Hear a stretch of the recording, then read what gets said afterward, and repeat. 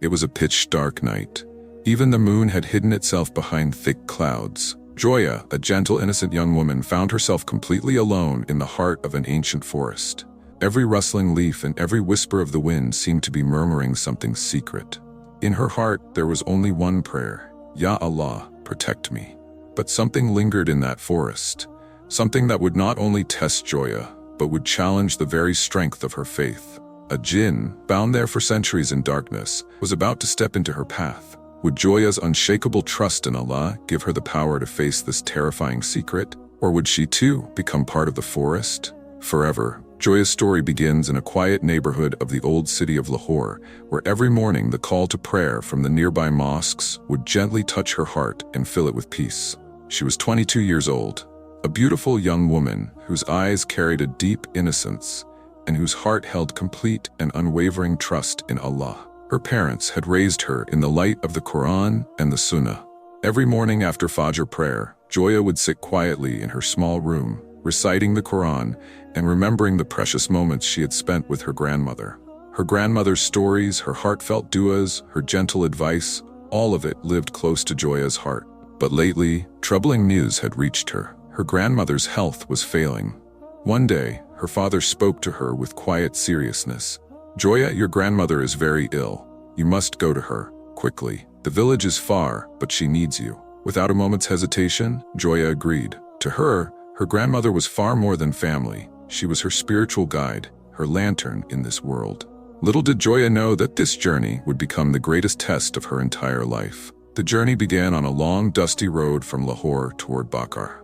Sitting by the bus window, Zoya gazed outside, but a strange restlessness stirred inside her. It felt as though someone or something was watching her. She kept reminding herself, "Allah is watching over me." When she finally reached the small village, it felt like stepping into another world. The houses were simple, made of mud and brick. The people were kind, yet there was a quiet fear hidden behind their eyes and careful words. Her grandmother's house stood at the very edge of the village, right where the thick, ancient forest began. That forest was so deep and silent that even in daylight, a heavy stillness seemed to hang among the trees. When Zoya entered the house, she found her grandmother lying on the bed. Her breathing was weak, her face pale and tired. Zoya's eyes filled with tears. She gently took her grandmother's frail hand in hers and whispered, "Nani, I'm here now. You'll be better soon, inshallah." Her grandmother slowly opened her eyes. In them, Zoya saw something strange, a deep, unspoken worry. Was Nani hiding something? From morning till evening, Zoya cared for her grandmother with all her love. She fetched medicine, prepared simple meals, and sat beside her reading verses from the Quran. But the behavior of the villagers puzzled her. Every person she met gave her the same warning. "Zoya, don't go near that forest. Protect yourself. Stay away." The question burned inside her. What is in that forest that makes everyone so afraid? One afternoon, while returning from the village market with medicine, an old woman suddenly caught hold of Zoya's hand. Her voice trembled with fear. "My child, that forest is not just trees and animals. There is something else there, something that can steal a person's soul." A shiver ran through Zoya's body, but she quickly remembered what mattered most. "No harm can come to me except by Allah's permission." She thanked the old woman politely and walked home. Yet the words kept echoing in her mind. Was the woman speaking the truth, or were these simply village rumors, born of superstition? One evening, Zoya had to fetch medicine from the far side of the village. By the time she finished, the sun had already set. Darkness was spreading fast. The villagers had warned her many times, never take the path through the forest after sunset, but that route was the shortest. Zoya thought to herself, "If I walk quickly, I'll reach home soon. Allah will protect me." She adjusted her dupatta over her head, whispered a dua, and stepped onto the forest path. Inside the forest, the world felt completely different. The trees stood tall and thick, their branches intertwining like locked arms, blocking out almost all light. The air carried a soft rustling, as though invisible voices were murmuring right beside her ear. Zoya calmed her heart. "Ya Allah, you alone protect." She began reciting Ayat al-Kursi, her voice rising gently into the heavy silence of the forest. But after walking only a short distance, she felt it, something strange. Behind her came a faint sound, like a dry leaf being crushed underfoot. Zoya turned quickly. Nothing, only darkness and shadows. She told herself it was just her imagination. She walked faster, but now the sound came again, closer this time. and it wasn't stopping. The strange sound grew nearer, coming and going in a rhythm that made Joya's heart pound wildly. Sweat broke out on her palms. She closed her eyes tightly and whispered a desperate dua, "Ya Allah, keep me safe in your protection." When she opened her eyes again, she noticed an old stone marker lying on the ground. Strange markings were carved into it, ancient Arabic script. Joya couldn't understand the words, but they felt heavy with mystery. What was this sign? And what did it have to do with the forest? She tried to convince herself it was just her imagination playing tricks. Yet the darkness around her deepened, the air grew colder, and a faint, unfamiliar scent drifted through, like the smoke of old sandalwood incense. Her steps slowed. Every tree seemed to watch her, their shadows looming. Were the trees truly alive? Suddenly, in the distance, behind one of the massive trunks, a soft glow appeared, a tiny, flickering light, like a small oil lamp burning quietly. Her heart whispered hope. Maybe someone is there to guide me, but her soul felt uneasy. The light pulled at her, drawing her forward with an almost magnetic force, yet it carried a strange restlessness. Should she walk toward it or turn back? She reminded herself of her faith and prayed quietly, "Ya Allah, show me the right path." As she drew closer, she saw there was no lamp at all. The light came from another small stone on the ground, the same eerie Arabic inscription glowing faintly upon it. Joya reached out to touch it, but the moment her hand came near, a sudden gust of wind rushed through the trees, and the light vanished completely. What kind of magic was this? Her heart hammered in her chest. Yet she steadied herself. There is no power except Allah's. Now the forest felt even stranger. Shadows danced and twisted around the trees, as if encircling her. The rustling in the air was no longer just wind. It carried a low, murmuring voice, speaking in some ancient tongue. Joya covered her ears, but the sound echoed inside her mind. Was this fear playing tricks on her heart, or was something truly present in the forest? She closed her eyes again and began reciting, "Astaghfirullah, Astaghfirullah," over and over, seeking forgiveness and refuge. When she opened them, a small boy, perhaps 8 or 10 years old, stood right in front of her. He wore ragged, old clothes, and his eyes held an otherworldly depth, as though he had known her for centuries. In a soft voice he said, "Why have you come here? This place is not for you." Fear shook Joya to her core, but she clung to her faith. "Who are you?" she asked steadily. "And what are you doing here?"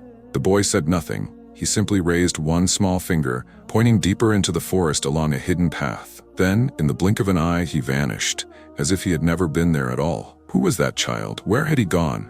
A strange unease settled over Joya. One moment he had stood before her, the next, he was gone, like a dream. She told herself, "It must be my imagination. Allah will protect me." But when she looked toward the path the boy had indicated, something caught her eye. There, half hidden among the trees, stood an ancient, broken-down mausoleum, an old graveyard with weathered graves, and on them were the same strange Arabic inscriptions she had seen before. Without realizing it, her feet carried her forward, pulled by an unseen force.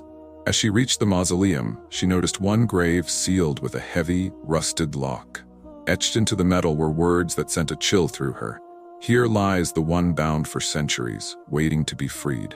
Her heart raced. With trembling hands, she reached toward the lock. The instant her fingers brushed it, a flash of light, sharp like lightning, burst before her eyes. In her mind, a vivid image appeared, a woman sobbing uncontrollably, and before her stood a terrifying figure whose eyes burned like fire. A scream escaped Joya's lips. She stumbled backward in panic. In her heart, she cried out, "Ya Allah, shelter me in your protection." Then her gaze fell to a corner of the mausoleum. There lay a small, tattered book, old and worn. With fear in every breath, she picked it up and opened it. The words inside struck her like a thunderbolt. "This forest is part of a greater conspiracy, and you, Joya, are the one destined to uncover its secret." For a moment, her heart seemed to stop. Was this book written for her? What ancient conspiracy had been hidden here for centuries? In her hands, the fragile, broken pages held secrets yet untold. In the eerie silence of the mausoleum, her breathing grew rapid, and her heart was filled with a strange, restless unease. Why did this book come into my hands? What is this conspiracy it speaks of? In the quiet of her mind, she thought deeply. She closed her eyes and prayed from the depths of her soul. "Ya Allah, guide me to the truth. Protect me." The darkness of the forest had grown even thicker now. The wind carried a rustling that sounded almost like words in an ancient language, echoing faintly in her ears. Was a jinn drawing closer? Gathering her courage, Joya opened the first page of the book. The words were written in faded ink. "This forest is cursed. A woman's sacrifice once bound this Jinn here, but his anger still lives, burning with rage." A shiver ran through Zoya's entire body. A woman's sacrifice? What did it all mean? She steadied herself, remembering that her greatest strength was her faith. Raising her voice firmly, she began reciting Ayat al-Kursi. The words rang out powerfully, filling the silent mausoleum like a shield of light. But as soon as she finished the dua, a fierce gust of wind swept through. The book slipped from her hands and fell to the ground with a soft thud. Zoya's heart skipped a beat. Was something trying to stop her, or scare her away from going further? She bent down to pick it up, and that's when she heard it. A low, sorrowful sigh, like someone weeping quietly. The sound came from deeper in the forest, carrying an eerie pull. Was it a human cry, or another deception of the Jinn? Her heart screamed inside, "I should go back home." Yet a strange restlessness in her soul drew her toward the sound. She closed her eyes once more and prayed with all her heart. "Ya Allah, keep me in your mercy." As she finished, the wind surged again. The shadows of the trees began twisting into strange, unnatural shapes. Zoya took a deep breath, pressed the book tightly against her chest, and stepped forward toward the voice. With every step, the darkness and silence deepened. As she moved closer to the sound, the forest itself seemed to change. The trees parted slowly, their branches shifting like a gate opening before her. Her footsteps slowed. Each one felt as though it was bringing her nearer to a dangerous truth. Suddenly, she saw it again, that same small glow, shining faintly behind a tree. It was the light she had seen before. But this time, the light came with a voice, deep, heavy, and strangely touching her heart. "Zoya, why have you come here?" Her heart froze for a moment. She looked around frantically, but no one was there. Where was the voice coming from? She strengthened her faith and began reciting in her heart, "Subhanallah, Alhamdulillah." Yet the voice drew nearer, and now a clear note of anger rang through it. "Because of you, my wait has grown even longer." Sweat broke out on Zoya's hands. Was the Jinn speaking to her? She steadied herself. This must be an illusion. There is no power except Allah's. She closed her eyes and began reciting Surah al-Falaq, her voice carrying a quiet strength that cut through the silence of the forest like a blade. As soon as she completed the surah, the voice fell silent. But the forest had become even stranger. The shadows of the trees now rose up, taking the form of a tall, shapeless figure, its eyes glowing like burning coals. Fear trembled through Zoya's body, but she clung to her faith. "Allah will protect me." In her heart, she prayed, "Ya Allah, shelter me in your protection. This satanic deception cannot frighten me." The moment she spoke those words in her heart, the figure dissolved into the air like smoke. But its voice lingered, echoing faintly, "Your duas may stop me, but they cannot stop my story." A question rose in Zoya's mind. What does this Jinn want from me? And what is its story? She continued walking forward, moving away from the mausoleum now. The forest paths began to feel like a maze, each turn hiding a new terror. She came upon another old stone marker on the ground. Carved into it were the words, "Turn back from here, or the journey of the soul will begin." A wave of unease washed over her. Was this warning meant for her, or was it just another trick of the forest? She kept reciting Dhikr under her breath, but as she pressed on, something unexpected appeared. In the heart of the forest stood a small house she had never noticed before. An old lock hung on its door, yet a soft light glowed from inside. Where did this house come from? Her heart whispered, "I should go back." Her heart whispered that she should turn back, but a strange pull in her soul drew her toward the house. As she drew nearer, the door swung open on its own, silently, as if inviting her in. Inside, the sight that greeted her was terrifyingly real. A woman sat there, her face strikingly similar to Zoya's grandmother's. The woman looked up at Zoya and spoke in a voice filled with sorrow and warning. "Zoya, why have you come here? You should never have entered this place." Zoya's heart trembled with fear. Was this truly her grandmother, or another deception? She steadied herself, clinging to her faith, and prayed silently, "Ya Allah, show me the difference between truth and falsehood." The moment she finished the dua, the woman dissolved into thin air like mist. In her place rose a terrifying figure, a presence with eyes burning like flames. It moved closer to Zoya and spoke in a deep, menacing tone. "Your duas may hold me back, but my story will consume you." A vivid image flashed in Zoya's mind, a village where people were burning a woman alive. The woman was weeping, her cries piercing the air. What was this vision? Who was that woman? Zoya's heart pounded fiercely. The image echoed in her mind like an unsolved puzzle. Who was she? And what had the village done to her? She told herself, Allah will help me. I will uncover this secret. She closed her eyes and began reciting Surah al-Ikhlas. Her voice carried a quiet, unbreakable strength, slicing through the heavy silence of the forest. When she finished, the forest shifted once more. Now she stood before an ancient ruin, crumbling walls and a broken minaret. Carved into the minaret were the words, "Here the conspiracy began." A wave of unease washed over her. She began reciting Dhikr under her breath. Then she saw him again, the same small boy from near the mausoleum. He stood closer now, his eyes glowing with an otherworldly light. He looked at her and said softly, "You're still here. Your courage surprises me." Fear shook Zoya, but she held fast to her faith. "Who are you?" she asked firmly. "And why does this forest keep pulling me in?" The boy said nothing. He simply pointed one small finger toward a path inside the ruins, then vanished in an instant. Who was this child? Where was he leading her? Zoya whispered to herself, "Allah will protect me. I will uncover this secret." With a racing heart, she stepped forward into the ruins. Inside, the place felt like an old, forgotten temple. Scattered stones, broken statues, and a strange, intoxicating fragrance in the air, as if some ancient magic lingered. Zoya kept reciting Dik, Astaghfirullah, Astaghfirullah. Deeper inside, she found an old stone platform. Carved into it was a haunting image, a woman bowing before a figure whose eyes blazed like fire. The vision returned to her mind. The village, the woman, the conspiracy. This carving was part of it.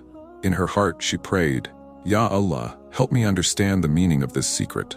Then she heard it, a faint, sorrowful sigh, touching her heart. The sound came from beneath the platform. Slowly, carefully, Zoya stepped closer. But as she neared, the ground began to tremble.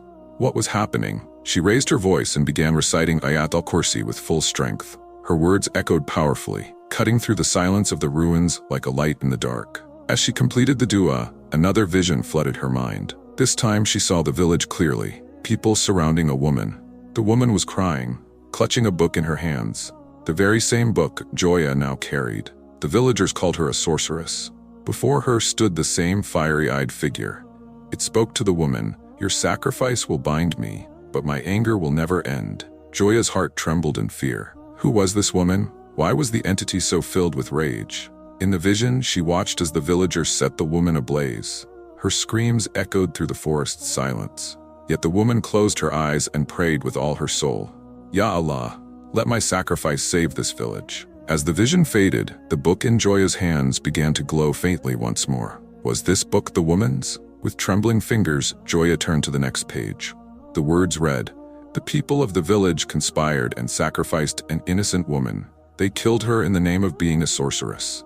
This conspiracy bound me here, but my soul still cries out for freedom."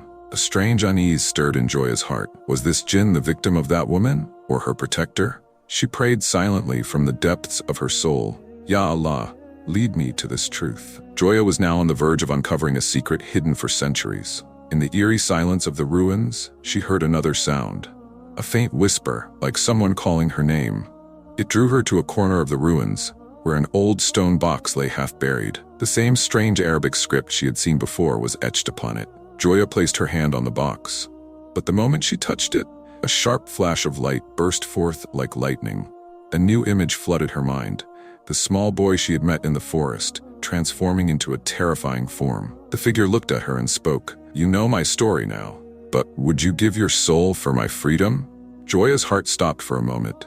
This boy was the Jinn, and what was he demanding from her? With all her strength, she prayed in her heart and began reciting Ayat al-Kursi. But the figure drew closer, its eyes burning like flames. The forest's darkness had turned into a terrifying hush, and Zoya's steps retreated instinctively. Then she saw it. In another corner of the ruins, a small light flickered, like a gentle lamp glowing warmly. Was this light meant for her, or another deception? Her heart wavered between fear and faith. Would she be able to stand firm before this Jinn with the power of her belief? Zoya's steps halted in the stillness of the ruins. That small light, shining like a lamp, now sparked a glimmer of hope in her heart. Yet fear still trembled through her, as the Jinn's voice echoed in her mind. "Would you give your soul for my freedom?" What was this Jinn demanding? And what was this light?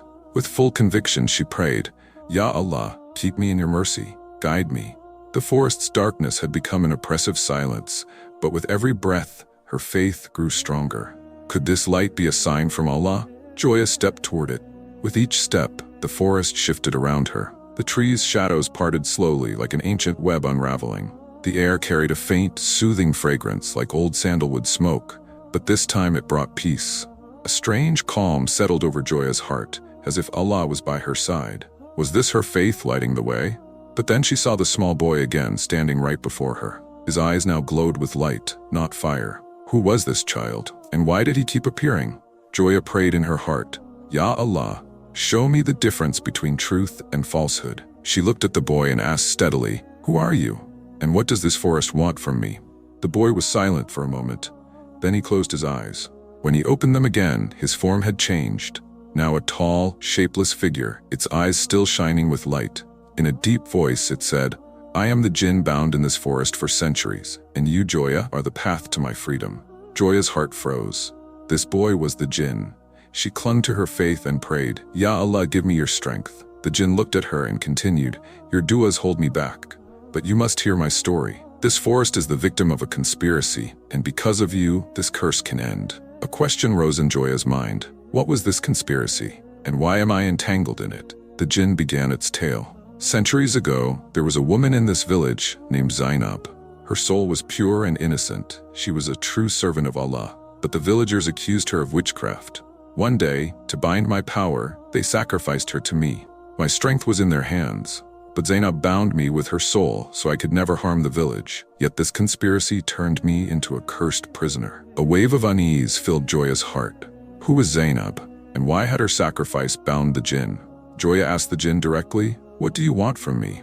How can I become the path to your freedom? The Jinn took a deep breath and replied, Your du'as and your faith can break this curse, but for that you must bring the villagers' sins to light. They wronged Zainab. They committed injustice against her, and to this day they remain unaware of their sin. Zoya's heart trembled with fear. Can I really stand before the villagers and reveal their dark past? The Jinn pointed to an old stone marker. Carved into it were the words, Truth is the key to freedom. Zoya clasped her hands tightly and began reciting dhikr. Astaghfirullah, astaghfirullah. In her heart she prayed, Ya Allah, grant me the courage to bring the truth to light. But as soon as she finished the dua, the forest shifted once more. Now she stood again before the ancient mausoleum, the very place she had first entered. This time, however, in one corner, she saw a small grave. Etched upon it was the name, Zainab. Was this truly Zainab's resting place? Zoya knelt beside the grave and prayed softly, Ya Allah, grant peace to Zainab's soul. As she completed the dua, another vision rose in her mind. She saw Zainab with her eyes closed, praying fervently. Before her stood the Jinn. Zainab spoke with quiet resolve, I will give my soul but save this village. In the vision, after Zainab's death, the villagers burned her book. Yet one copy was hidden deep in the forest. The very book now in Zoya's hands. Was this book the proof of the village's sin? Zoya held the book gently and turned to the final page. The words read, The villagers' sin lies hidden in their hearts. Make them feel the weight of their injustice and my soul will be free. A strange strength filled Zoya's heart. Why did Allah send me here? Perhaps this is my responsibility. She remembered her faith and prayed, Ya Allah, give me courage for the truth. But as she took a step forward, the Jinn appeared once more. This time its form was even more terrifying, as if testing her resolve. Do you truly believe you can confront the villagers with their sins? Their anger will burn you too. Fear shook Zoya's heart, but she strengthened her faith. She began reciting Ayat al-Kursi aloud. Her voice echoed through the mausoleum's silence like a shield of light. The Jinn's form dissolved into the air for a moment, but its voice lingered. Your du'as may stop me, but to win my freedom, you must let go of your fear. Zoya steadied herself. There is no power except Allah's. I will face my fear. She pressed the book to her chest and decided to leave the mausoleum. As she stepped onto the forest path, the shadows of the trees closed in around her, as if trying to hold her back. Was the Jinn still testing her? Zoya walked on into the darkness, but with every step, her heart grew stronger. She raised her hands and continued her dhikr. Subhanallah, alhamdulillah. Suddenly, the small boy appeared once more, standing before her.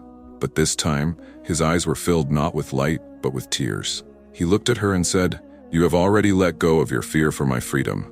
But can you also save my soul? Zoya's heart paused. This boy was the Jinn's true form. She clung to her faith and asked, How can I save your soul? The boy took a deep breath and replied, I was Zainab's son. My mother's sacrifice turned me into this Jinn, but my soul is still human.